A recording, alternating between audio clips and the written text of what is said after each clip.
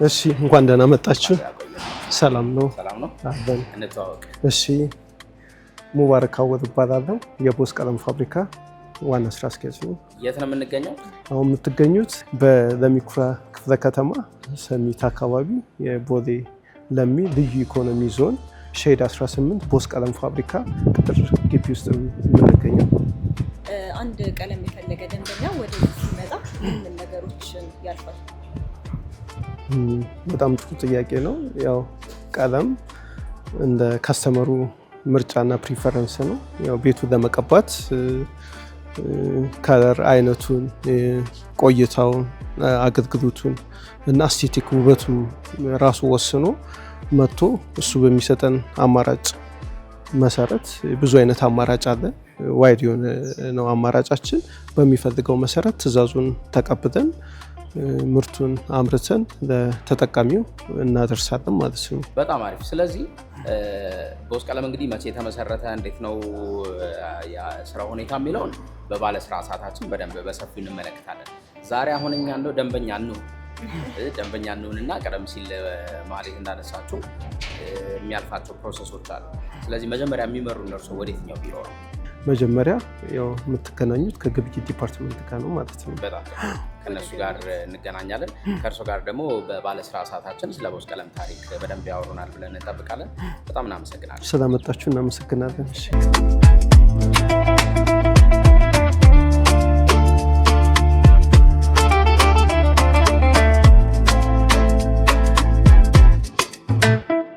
እሺ እንዴት ናችሁ? ሰላም ናችሁ? እንዴት ናችሁ? እንኳን ደህና መጣችሁ።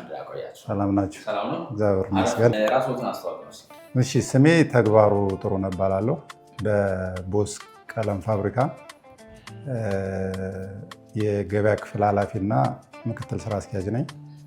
በጣም እናመሰግናለን። እንግዲህ እዚህ ክፍል ያለው ስራ ምንድን ነው? አንድ ከስተመር ቢመጣ እናንተ ክፍል ውስጥ እንደሚጠብቀው እንደ ዲፓርትመንት ደንበኞች እኛ ጋር ሲመጡ አዲስ ምርት አዲስ ኦርደር ማድረግ የሚፈልጉም ካሉ እኛ ጋም ያሉ ለምሳሌ ተመርተው የተቀመጡ በብዛት ገበያው የሚፈልጋቸውን ምርቶች ስቶክ ላይ የተቀመጡ ምርቶችን የሚፈልግ ደግሞ ገዝቶ የሚሄድበት ክፍል ነው ማለት ነው። ስለዚህ የተሰራም ይዤ ልሂድ የሚል ካለ አዲስም ስሩልኝ የሚል ካለ መጀመሪያ ገበያ ክፍል እናናግረው። ስለዚህ ከዚህ ቀጥሎ ወደ የትኛው ክፍል ነው የሚመራው? ከዛ በኋላ በሁለት መንገድ ነው የሚሆነው። ቀጥታ ለምሳሌ በብዛት ገበያው ላይ እየተሸጡ ያሉ የቀለም አይነቶችን የሚፈልግ ስቶክ ላይ በብዛት ያለንን የሚፈልግ ሰው ካለ ቀጥታ ካሸር ጋር ክፍያ ፈጽሞ ስቶር የገዛውን ምርት ይዞ ይሄዳል ማለት ነው። ብዙ ለሚገዙ ደንበኞች በእኛ ትራንስፖርት ዴሊቨር እናደርጋለን። ከዛ ውጭ አዲስ ምርት ይዞ መጥቶ የሆነ ከለር ካርድ ይዞ መጥቶ በአዲስ እንዲመረትለት የሚፈልግ ሰው ካለ ደግሞ ሳምፕሉን ይሰጠናል። በዛ ሳምፕል መሰረት ላቦራቶሪ ጋር ምርቱ ተዘጋጅቶ በሳምፕል ደረጃ ማለት ነው ይዘጋጅለታል።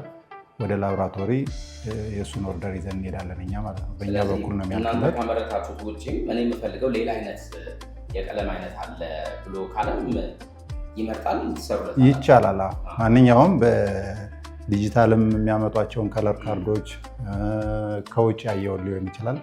ኤኒ ከለር ይህን እፈልጋለሁ ብሎ ከመጣ በዛ መሰረት ቲንት ተደርጎ ተዘጋጅቶ ይሰጠዋል። እንደ ፍላጎቱ እናስተናግዳለን ማለት ነው። ስለዚህ እንደው ይህንን ካነሳን አይቀር በዚሁ የቦስ ቀለም አመሰራረት ነው። እንዴት የተመሰረተው? ምን ያህል ጊዜ ሆነው? ሲመሰረት እንደው እንቅስቃሴ ላይ እንደ ዲፓርትመንት እንዴት መረጠ እና ሌሎች ጉዳዮችን ተመልካቾቻችን እንዲመለከቱ እንጋብዛቸውና በባለስራ ሰዓታችን ባለስራ ሰዓት እንጠብቃለን። በባለስራ ሰዓታችን እሱ እንዳዝና ወደ ቀጣይ ክፍል ብንሄድስ? እሺ ላቦራቶሪ ነው የምንሄደው። ወደ ቀጣይ ባለስራ ላይ ከቦስ ቀለም ዋና ስራ አስኪያጅ ጋር ቆይታ እናደርጋለን። እሱን ተከታተሉ፣ እኛ እንቀጥላለን።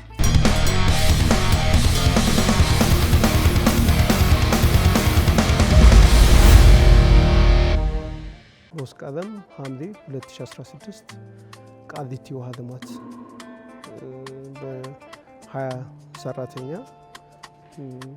እና በ3 ሚክሰር፣ አንድ ቢት ሚል እና አነስተኛ የኳርትዝ ማሽን የተመሰረተ ቦስ ቀለም ፋብሪካ ያሉን የቀለም ምርቶች በአራት ካቴጎሪ እንከፍላቸዋለን። የመጀመሪያው የውሃ ቀለም፣ ሁለተኛው የብረት ቀለም፣ 3 የዝገት መከላከያ፣ 4 ቫርኒሽ። እነዚህ ናቸው። በውሃ ቀለም ስር የቤት ውስጥና የቤት ውጭ ሱፐር የምንለው ቀለም ምርት አለ። ለቤት ውስጥ ቅብ አገልግሎት የምንጠቀመው የውበት ቀለም አለ። እንደገና ለረጅም ጊዜ ሳይበላሽ የሚቆየው ማይካ ቀለም ይባላል። በብረት ቀለም ደግሞ 2 አይነት አለ። መደበኛውና ኢኮኖሚካል የሚባል ዋጋ ቀነስ ያለ አለ። ሌላው ደግሞ የዝገት መከላከያ በተለያዩ ከለሮች አሉ እና ሌላው የቴክስቸር ወይ ኳርትዝ ቀለም የምንለውንም እናመርታለን ማለት ነው። ሌላ ቫርኒሽ ቀለሞች ለእንጨት ውጤቶች ማጣበቂያ ለእንጨት ውጤቶች የምንጠቀምበት ነው። ሌላው ደግሞ የእንጨት ማጣበቂያ ግሉ የእንጨት ውጤቶችን ለማጣበቅ የምንጠቀምበት።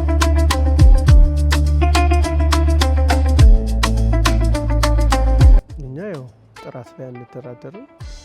ስፔሻሊ ደግሞ የሱፐር ቀለሞችን ከግብአት ጀምሮ ለማምረት የምንጠቀምባቸውን በላብራቶሪ ቴስት ተደርጎ የሚገቡ ግብአቶችን አይተን ነው። ከዛም ኦን ፕሮሰስ ከፕሮሰስ እስኪያልቅ ድረስ ያለውን ከዛ በኋላ በኳሊቲ ቼክ ተደርጎ እንደገና ደግሞ ምርቶቻችንንም ከሌሎቹ ተወዳዳሪ የቀለም ፋብሪካዎች ጋር ያለንበትን የጥራት ደረጃ እንደ ሪቨርስ ኢንጂነሪንግ በየ3 ወሩ ቴስት እያደረገን ያለንበትን እያየን በየጊዜው ያለውን የጥራት ሁኔታ በኮምፒቲሽን ቴስት በምንለው ቼክ እናደርጋለን።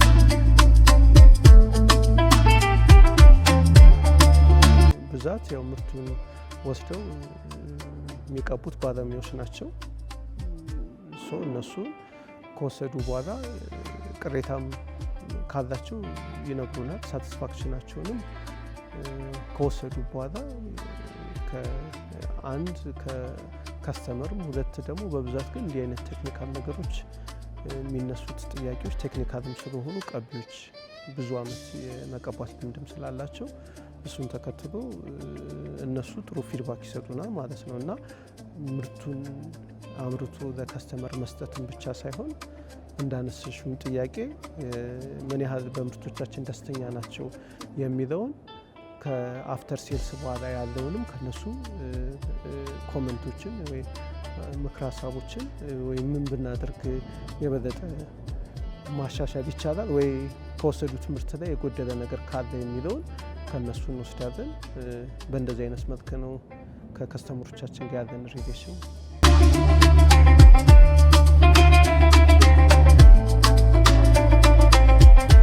አድራሻችን ሰሚት ቦሌ ለሚ ልዩ ኢኮኖሚ ዞን ሼድ 18 እዛ ቦስ ቀለም ፋብሪካ ያለው እና ማንም ከስተመር እዚህ ሊመጣ ሊያገኘን ይችላል።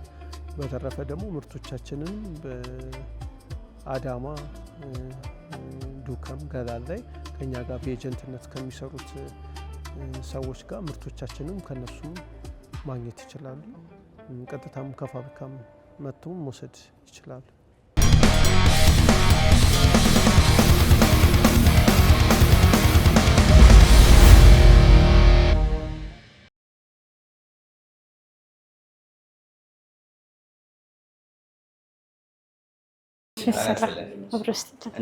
እግዚአብሔር ይመስገን። እንኳን ደህና መጣችሁ። እሺ፣ ስሜ ደራርቱ ይባላል። የጥራት ቁጥጥር ባለሙያ ኬሚስት ነኝ። እዚህ ክፍል ያለው ስራ እንደ ኳሊቲ አሹራንስ እና ሪሰርች ኤንድ ዲቨሎፕመንት እኛ ስራ እዚህ ጋር የምናደርገው ችግሮችን ሳይፈጠሩ በፊት ቀድመን ፕሪቨንት ማድረግ ነው። ያው ፕሮዳክሽን ስለሆነ የስራ ላይ ችግሮች ስለሚፈጠሩ እሱን ቀድመን ፕሪቨንት ለማድረግ ነው ስራችን። ያለ ማድረግ የምንጀምረው መጀመሪያ ከጥሬ ዕቃ አመራረጥ ነው። እሱን ደግሞ የምናደርገው ሳፕላየሮች ጋር ከመግዛታችን በፊት ሳምፕል ተቀብለን ቴስት አድርገን ነው የምንገዛቸው። ያው ሚክሲንግ ማሽን አለን፣ ላብራቶሪ ስኬል ሚክሰር አለን፣ ቢድ ሚልም እንደዋለን። እሱን ቴስት አድርገን ያው ኳሊቲ ጥሬ ዕቃ ከሆነ እናስገባለን። ያው እሱን ካስገባን በኋላ ከሚዛን ጀምሮ ኤቭሪ ፕሮሲጀር በእኛ ዲፓርትመንት እዛ ፕሮዳክሽን ላይ ይቆጣጠራል ማለት ነው። ኤቭሪ ፕሮሲጀር እኛ ቴስት እናደርገዋለን። አሁን መጨረሻ ላይ ፋይናል ፕሮዳክቱን ቴስት አድርገን ከስታንዳርዳችን ጋር ስመሳሰል ነው የምናስወጣው ወደ ገበያ ማለት ነው። በጣም እናመሰግንሻለን። እኔም አመሰግናለሁ። ሙሊት ክፍል ላብራቶሪ ፎከስ ስላለብኝ ወደ ፕሮዳክሽን ክፍል እንሂድ። ወደ ክፍል በጣም እናመሰግናለን። እኛም እናመሰግናለን።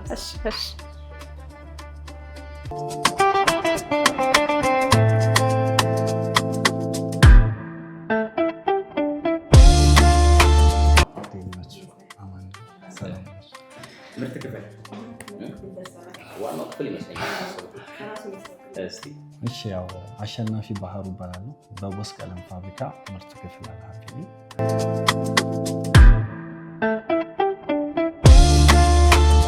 ቅድሚያ ኦርደሩ ከመጣ ወደ እኔ ከደረሰ በኋላ እኔ ከኳሊቲ ዲፓርትመንት ፕሮዳክሽን ኦርደር ሺት ባለውን ወረቀት አስወጣለሁ ማለት ነው። ይመረት ምትል ትእዛዝ ነው። ፕሮዳክሽን ኦርደር ሺት ማለት ያችን ቀለም ለማምረት የሚያስፈልጉ ዝርዝር ጥሬ እቃዎች ከኳሊቲ ጥሬ እቃ ይመጣል።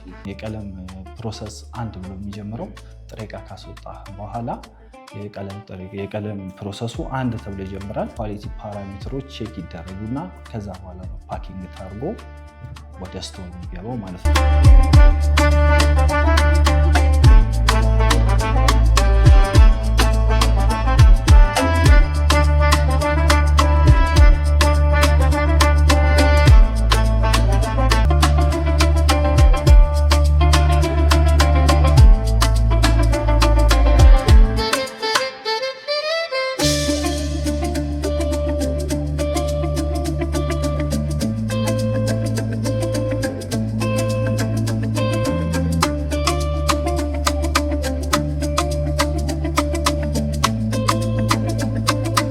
አሁን ያው ቅድም እንዳነገርኳችሁ ኳሊቲ ፓራሜትሩ በሙሉ አልፏል።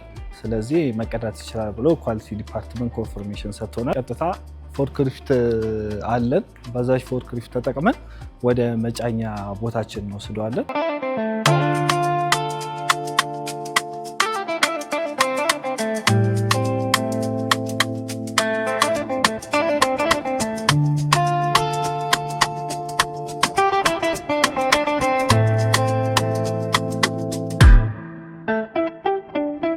አሁን ይሄ አልቆ ለገበያ የሚደርስ ነው። ገበያ ላይ ሊደርስ የተዘጋጀ ምርት ነው። አሁን የምታዩት ፓኪንግ እየተደረገ ነው። የኛ ፓኪንግ አሉ፣ በተለያዩ ሳይዞች አሉ። 16 ሊትር ኦር 20 ኬጂ የሚባል ቀለም አለ፣ 3.5 አለ፣ 4 ሊትር አለ። የተለያዩ ፓኪንግ ታይፖች አሉ። እኛ አሁን ለጊዜው ኦርደር ታርገን እየሰራን ያለ ነው 16 ሊትር።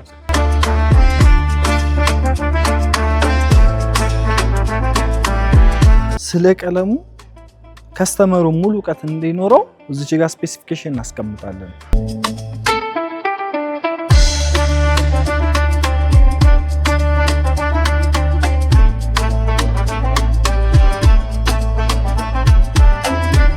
ሞር ወደ ውስጥ እንዳትገቡ የምከለክላችሁ ሴፍቲ ማቴሪያል ስለሌለ ነው። ለምን ሴፍቲ ሳይደረግ ወደ ፕሮዳክሽን ፍሎር አይገባም። እንደምታዩት ሰራተኞቹ ጓንት፣ ማክስ፣ ጫማ የተለያየ ነገር አድርገው ነው ወደዚህ ነገር የሚቀርቡት። ያንን ነገር ሳያደርግ ማንም ሰው ወደዚህ ዝር ማለት አይችልም።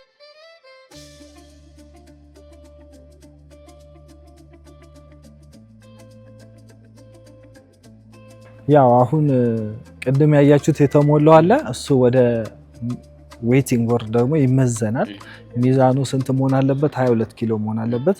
22 ኪሎ ካደረግን በኋላ ወደ ፓኪንግ ይሄዳል ማለት ነው። ስለዚህ ወደ ሚዛኑ እንሄዳለን። ተመልካቾቻችን ከቦስ ቀለም ስትገዙ 1 ኪሎ ምርቃት አለ። እሺ እንሂድ እስቲ ኪሎ ላይ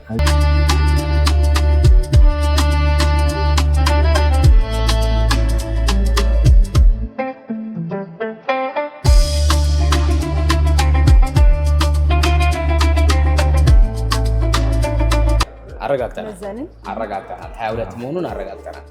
ምርቃቱን አረጋግጠናል። አመሰግናለሁ። በጣም ትልቅ ነገር ነው። አሸናፊ ስለሰጠህን ሙያዊ ማብራሪያ ስላስጎበኛን ሂደቱንም ስላሳየን በጣም አድርገን እናመሰግናለን። ለአንተም ለባልደረቦችም መልካም ስራ ይሁንላችሁ። እሺ አመሰግናለሁ። በጣም አመሰግናለሁ። እሺ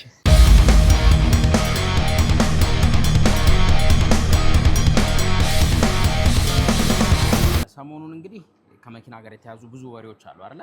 ከነዛ መካከለኛ አንዱን መርጠናል። በተለይም ደግሞ የመኪና ባትሪና የመኪና ጎማ ዋጋው ስንት ገባ፣ እንደው ለመግዛት ካሰባችሁ ስንት ማውጣት ይጠበቅባችኋል የሚለውን እሱን እንነግራችኋለን።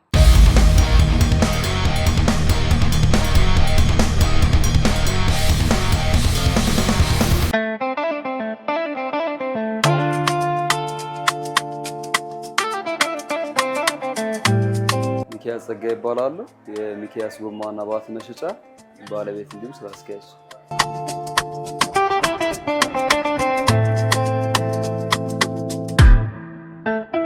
ከትናንሽ እስከ ትላልቅ መኪናዎች ማለትም ከአቶዝ ቪትስ ከሚባሉት አንስተ የባጃጅንም ጨምሮ ማለት ነው ወደ ላይ እስከ ሲኖትራክ ድረስ ያሉ የተለያዩ ባትሪዎችን አገልግሎት እንሰጣለን። ወደ ጎማ እንምጣ ደግሞ ካልከኝ ጎማም ላይ እንደዚሁ የተለያዩ አሉ። የቪትስ የኮሮላ ከተማው ላይ በስፋት የሚስተዋሉ ጎማዎችን እንይዛለን። ያው ከፍ ያሉትን ባይሆን ከፍ ላይ የሚደርሱትን አብዛኞቹ ጎማዎች አሉ። የእነዚህን ዋጋ እነግራቸዋለሁ።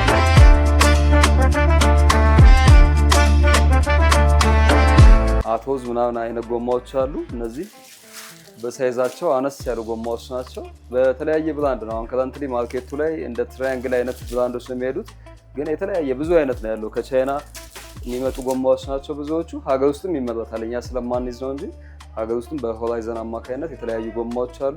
እነዚህ ጎማዎች አሉ። ከፍ ስትል ደግሞ ብዙ ጊዜ እነ ሚኒባሶች የሚጠቀሟቸው ጎማዎች አሉ። ዋጋውን እንትን ነው በተለያየ ብራንድ ስላለ ኤስቲሜሽን ነው ልነግርህ የምችለው። አብዛኞቹ አሁን እነዚህ በጣም አነስ የሚሉት ጎማዎች ከ9500 ብር ጀምሮ የሚሸጡ ጎማዎች አሉ። እነዚህ ሚኒባሶቹ ደግሞ ያልኩ ስትመጣ ብዙ ጊዜ ስሬል ፋይፌል እያልን በከተማውኛ ለታክሲ አገልግሎት የምንጠቀምባቸው ማለት ነው። የእነሱ ዋጋዎች ደግሞ ብዙዎቹ እስከ 13500 እና እስከ 14000 ድረስ ይጓዛሉ። ከ11000 ብር ግን ጀምሮ ይገኛል። ምክንያቱም ብራንዳቸው እንደ አይነታቸው የተለያየ ስለሚሆን። ወደ እነዚህም ስትመጣ እንደዚሁ ቅድም አሁን አቶዝ ላይ ሚኒባስ ሬል ላይ ምናምን እንዳወራ ነው ሁሉ እነዚህ ደግሞ ከዚህ በፊት የምንላቸው ቶይሌቱ ምናምን የምንላቸው መኪኖች አሉ። የእነሱ መኪናዎች ናቸው። እንዲሁም ደግሞ ብዙ ጊዜ የቤት መኪናዎች የምንላቸው አሉ። ኮሮላን የመሳሰሉ ደግሞ እነሱ አሉ። የእነዚህ አብዛኛው ማለት ይቻላል ከ9500 እስከ 13500 እና አብዛኛው የቤት መኪኖች እስከ 13500 ባለው ቫሊ ውስጥ ነው የሚገኙት። ግን ይህንን ስል በዚህ ብቻ አይበቃም። ከፍ ያሉ እንደ ብሪጅስቶን ምናምን ብራንድ አይነታቸውም የላቀ ጥራታቸውም ዋጋቸውም የላቀ ደግሞ አሉ። እነዚህ የቻይና ጎማዎች ስለሆኑ ጥራታቸው ያንሳር ማለት አይደለም። ባላቸው ጥራት አሪፍ ናቸው፣ ግን ዋጋውም እንደዛ ይለጠጣል። እዚህ ጋርም ስትመጣ እንደዚሁ ነው። አሁን እነዚህ የኮሮላ የቪትስ አንድ ቪትስ የተለያየ ይጠቀማል። ከውጭ ሀገር ሲመጣ በ175 70 በሚባል አንግል ይጠቀማሉ። ከዛ ደግሞ እዚህ ቸርኬ ምናምን ስለሚቀይሩ ሰዎቹ የተለያየ እንደዛ ይጠቀማሉ ማለት ነው። አብዛኛው ተመሳሳይ ናቸው። እስከ ቪትስ ነው፣ ኮሮላ ነው። የተለያዩ ከተማዎች ላይ ኮምፓክት ያሪስ ሴዳን የምንላቸው አሉ። የእነሱ ዋጋቸው ግን አብዛኞቹ በሚባል ደረጃ ኤስቲሜሽን ነው የምትወስደው ከ9500 እስከ 13500 እና 14000 ባለው ውስጥ ይገኛሉ። የቻይና ብራንዶች ሲሆኑ የሀገር ውስጡ ደግሞ ሰምሃው በተወሰነ መልኩ ዋጋቸው ቀነስ ይላል። ብሪጅስቶን እና የሚባሉ ደግሞ አሉ የታይላንድ ምናምን ጎማዎች፣ እነሱ ዋጋው በዛ ልክ የጃፓን ታይላንድ ነው ከፍ እያለ ይሄዳል ማለት ነው።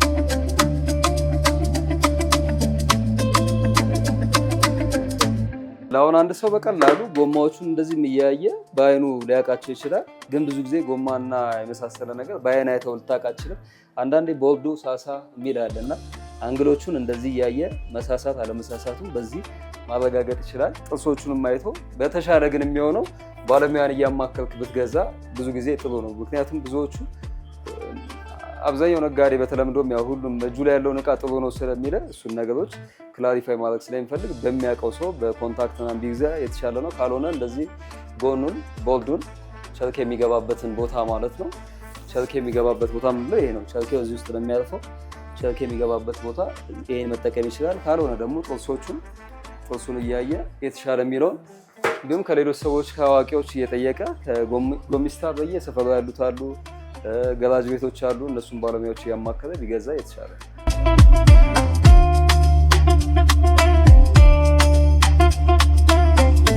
ጋር ስትመጡ አብዛኛውን የሚገኙት ሌሎች ቀሪ እቃዎች ምንድን ናቸው? ባትሪዎች ናቸው። ባትሪዎች ላይ አሁን ላይ ከረንትሊ የሀገር ውስጥ ባትሪዎች ማርኬቱን በደንብ ዶሚኔት እያደረጉት ነው። እዚሁ የሚመረቱ በሀገር ውስጥ የሚመረቱ ለተጠቃሚውም አፎርደብል የሆኑ በአነስተኛ ፕራይስ ተጠቃሚ ሊያገኛቸው የሚችሉ የሀገር ውስጥ ባትሪዎች እየበዙ እየመጡ ነው ገበያው ላይ። እንደ ጄዜድ አይነት አሉ፣ ጂኤን የሚባል እዚህ ጋር አለ፣ ኤክስፓወር። እነዚህ የምታያቸው በኮሪያ ቴክኖሎጂ በጃፓን ቴክኖሎጂ የሚሰሩ ናቸው፣ ግን የሀገር ውስጥ ናቸው። ምክንያቱም የውጭ ፕሮዳክቶች ከውጭ መጥተው ቀረጡ ምኑ ሲጨመር ከፍ ስለሚል ዋጋቸው ኮስቱ ሀይ ስለሚሆን እነዚህ እዚሁ ተመልተው እዚሁ ለተጠቃሚ ይቀርቡ ናቸው። ኳሊቲ ዋይዝ ግን ጥሩ ናቸው፣ ጋራንትድም ናቸው። እስከ 1 ዓመት ድረስ ጋራንቲድ ይሰጥባቸዋል፣ ከኛም ይሰጥባቸዋል፣ ወደ ፋብሪካ ይሄዳል ማለት ነው። ያጉዳይ አሁን እነዚህ አብዛኛው ስናይ ባትሪ ዋጋ አሁን ላይ ትንሽ በተወሰነ መልኩ ጭማሪዎች አላቸው። ከ9500 ብር ጀምሮ ከፍ እያለ ሄደና እስከ 16000፣ 17000፣ 18000 ብር እያለ እንደየቤቱ እንደየሻጩ ጋር ባለው ብራንድ ልክ እየሄደ ይሄዳል ማለት ነው።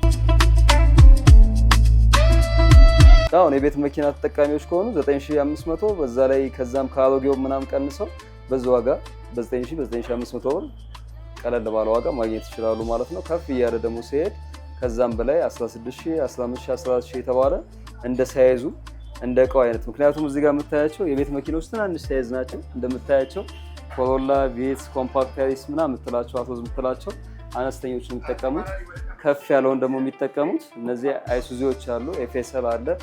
ከዚህም በላይ ደግሞ ተለቅ እያለ ይሄዳል፣ እስከ ሲኖትራክ ድረስ ከፍ እያለ ይሄዳል። ሳይዛቸውም እየተለቀ ይሄዳል፣ አይነታቸውም ደግሞ የተለያየ አይነት ነው።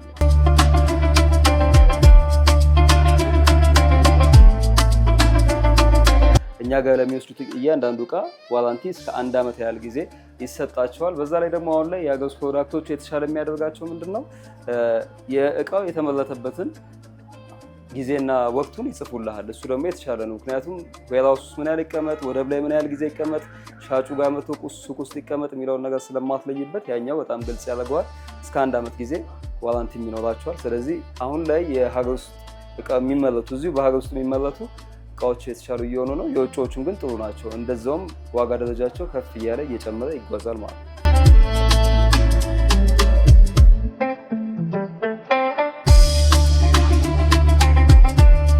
መኪና የሚነዱ ሰዎች አሽከርካሪዎች ብዙ ጊዜ ማድረግ ያለባቸው ወደ ባትሪ ገበያ ከመውጣታቸው አስቀድሞ አቅራቢያቸው የሚገናኝ የትኛው መካኒክ ጋር በመጓዝ ኤሌክትሪሽያኖችን አማክሮ በተለይም ይሄ ዲናሞ፣ ሬጉሌተር፣ ሞተሪኖ የሚባሉ ውስጥ ያሉ ኢንሳይድ የማይታዩ በአይናችን የማናያቸው ቦዲ ፓርቶችን እነሱን አስተውለው የእነሱን ጤናማነት ካረጋገጡ በኋላ ወደ ሾፒንግ ቢወጡ ይሻላል። ምክንያቱም አንዳንዴ እነዛ ተበላሽተው ባትሪ የተበላሸ ይመስላቸዋልና አላስፈላጊ ወጪዎችን እንዳይዳረጉ ያኛውን ቼክ አድርገው ያኛውን ጨርሰው ወደ ማርኬት ቢገቡ የተሻለ ነው።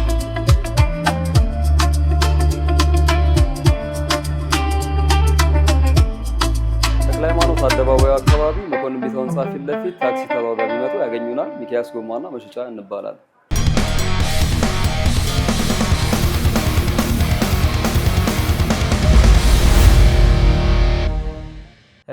ቦስ ቀለም እንግዲህ ከፋብሪካው አመሰራረት እስከ ምርት ሂደቱ ድረስ ያለውን ሁኔታ ስንቃኝ ቆይተናል። አዎ ከአመራረቱ ለሸማቾች እስከሚደርስበት ያለውን ሂደት ተመልክተናል። መረጃ ሰዓት ላይም ደርሰናል። መረጃ ሰዓት ላይ ደርሰናል። እንግዲህ ባሳለፍነው ሳምንት ሰኔ 4 ቀን 2018 ዓ.ም መንግስት ከመኪና ከተሽከርካሪ ሰሌዳ ጋር ተያይዞ አዲስ መረጃ ይፋ አድርጎ መነጋገሪያ ሆኗል። አዎ ያው ዛሬ በስፋት እንዳለው ቅድምም በስንት ገባ አሁን ደግሞ ከወጣው መንግስት ካወጣው ተመን ጋር በተገናኘ ለአሽከርካሪዎች የወጡ ዋጋዎችን እንመለከታለን። በዚህ በወጣው መረጃ መሰረት እንግዲህ የከተማና የሀገር አቋራጭ አውቶቡስ የነዳጅ ተሽከርካሪ ጥንድ ሲባል እንግዲህ ከፊትና ከኋላ ነው። የሱ መሸጫ ዋጋ ቫትን ጨምሮ 9400 ብር፣ የኤሌክትሪክና የተፈጥሮ ጋዝ የሚጠቀሙ ተሽከርካሪዎች የጥንድ ሰሌዳ መሸጫ ዋጋ ደግሞ ቫትን ጨምሮ 7100 ብር መሆኑን አስታውቋል።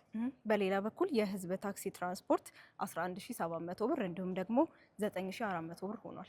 የአካል ጉዳተኛ ተሽከርካሪዎች ደግሞ 9400 ብር እንዲሁም ደግሞ 7100 ብር ዋጋ ወጥቶላቸዋል። እንዲሁም ደግሞ የግል መገልገያ የንግድ ዓለም አቀፍና አህጉር አቀፍ ድርጅቶች ኮዲፕሎማት የእርዳታ ድርጅት ልዩ ተንቀሳቃሽ 56000 እንዲሁም 44500። ሌላኛው ደግሞ ዋጋ የወጣው የመንግስት ሰሌዳ ነው። ለመንግስት ተሽከርካሪዎች ሰሌዳ ደግሞ 9400 ብር እንዲሁም ደግሞ 7100 ብር ዋጋ ወጥቶለታል። በተጨማሪም ድንበር ተሻጋሪ የጭነት ትራንስፖርቶች 28500 እና 15200። ሌላኛው የባለ 3 እግር ተሽከርካሪ መኪኖች የሰሌዳ ዋጋ ነው 9400 ብር እንዲሁም ደግሞ 7100 ብር ዋጋቸው ሆኗል። በመጨረሻም የባለ 2 እግር ተሽከርካሪዎች 4700 እንዲሁም ደግሞ 3550 ብር ሆኖ መለያ ተመን ተሰጥቷቸዋል። ይሄ ጉዳይ እንግዲህ በሰፊው መነጋገሪያ ሆኖ እንደነበረ እናስታውሳለን። ይህንን ካነሳን አይቀር በቀጥታ ወደ ሳምንቱ የቢዝነስ ነክ መረጃዎቻችን እናልፋለን። ለስንብት እንመጣለን። የኢትዮጵያ ስታቲክስ አገልግሎት የ2018 ዓ.ም የግንቦት ወር አጠቃላይ የዋጋ ግሽበት 13.4 በመቶ መድረሱን አስታወቀ። ይህም በሚያዝያ ወር ከነበረው 11.7 በመቶ ጋር ሲነጻጸር የ1.7 በመቶ ጭማሪ ያሳየ ሲሆን ለእድገቱ ዋነኛ መንስኤ የሆነው የምግብ ሸቀጦች ዋጋ በከፍተኛ ሁኔታ መጨመሩ ነው። በወሩ የምግብና አልኮል ያልሆኑ መጠጦች የዋጋ ግሽበት 14.6 በመቶ የጨመረ ሲሆን ለዚህም ለአትክልት፣ ስጋ፣ የወተት ተዋጽኦች፣ እንቁላል፣ ፍራፍሬ፣ የምግብ ዘይትና ስኳር የወጣው ወጪ መጨመር በምክንያትነት ተጠቃሽ ነው። ምግብ ነክ ያልሆነው የዋጋ ግሽበት ደግሞ 11.1 በመቶ ደርሷል። በምግብ ነክ ባልሆኑ ዘርፎች ስር የተለያዩ አገልግሎቶችና እቃዎች 17.9 በመቶ፣ አልኮልና ትንባሆ 14.6 በመቶ፣ ትራንስፖርት 12.1 በመቶ፣ ምግብ ቤቶችና ሆቴሎች 10.5 በመቶ እንዲሁም ኮሚኒኬሽን 9.1 በመቶ ጭማሪ አስመዝግበዋል። የኢትዮጵያ የባህርና ትራንስፖርት ሎጂስቲክስ አገልግሎት በሆርሙዝ ባህረ ሰርጥ አካባቢ በተቀሰቀሰው ግጭት ምክንያት የተፈጠረውን የትራንስፖርት መስተጓጎል ለመቅረፍና የሀገር ውስጥ የነዳጅ ፍላጎትን ለማሟላት ከ40 ዓመታት በኋላ ለመጀመሪያ ጊዜ የነዳጅ ምርት ማጓጓዝ ጀመረ። በዚህም መሰረት የኢትዮጵያ አየር መንገድ ያለበትን ከፍተኛ የአውሮፕላን ነዳጅ ፍላጎት ለማሟላት ከናይጄሪያው ቢሊዮነር አሊኮ ዳንጎቴ የነዳጅ ማጣሪያ ፋብሪካ ግዢ ተፈጽሟል። ተቋሙ መንግስት በፈጠረው ምቹ ሁኔታ በመጠቀም 120,000 ሜትሪክ ቶን የአውሮፕላንና የናፍጣ ነዳጅ በቻርተር መርከቦች በመታገዝ በ3 ተከታታይ ጉዞዎች ወደ ጅቡቲ ሆራይዘን ተርሚናል ማጓጓዝ ችሏል። የስኬት ነዳጅ የማጓጓዝ ልምድ ላልነበረውና ቀደም ሲል አቅም የለውም ተብሎ ለሚታማው የሀገሪቱ የሎጂስቲክስ ተቋም ትልቅ ክንውን ሆኖ ተመዝግቧል። ሚድሮክ ኢንቨስትመንት ግሩፕ ከዓለም አቀፉ የፋይናንስ ኮርፖሬሽን ጋር የብድር ስምምነት ተፈራረመ። ሚድሮክ ኢንቨስትመንት ግሩፕና ዓለም አቀፉ የፋይናንስ ኮርፖሬሽን የ80 ሚሊዮን የአሜሪካን ዶላር የረጅም ጊዜ የብድር ስምምነት ተፈራርመዋል። ስምምነቱን የሚድሮክ ኢንቨስትመንት ግሩፕ ዋና ስራ አስፈጻሚ ጀማል አህመድና የዓለም አቀፉ የፋይናንስ ኮርፖሬሽን የአፍሪካ ቀጠና ምክትል ፕሬዚዳንት ኢትዮጲስ ተፈራ ተፈራርመዋል። በተገኘው ገንዘብ ሚድሮክ ኢንቨስትመንት ግሩፕ ሸራተን አዲስ ሌክዠሪ ኮሌክሽን ሆቴልን በዘመናዊ መልኩ እንደሚያድስ ተገልጿል። በሸራተን ደረጃ አዲስ ሆቴል እንደሚገነባም የሚድሮክ ኢንቨስትመንት ግሩፕ አስታውቋል።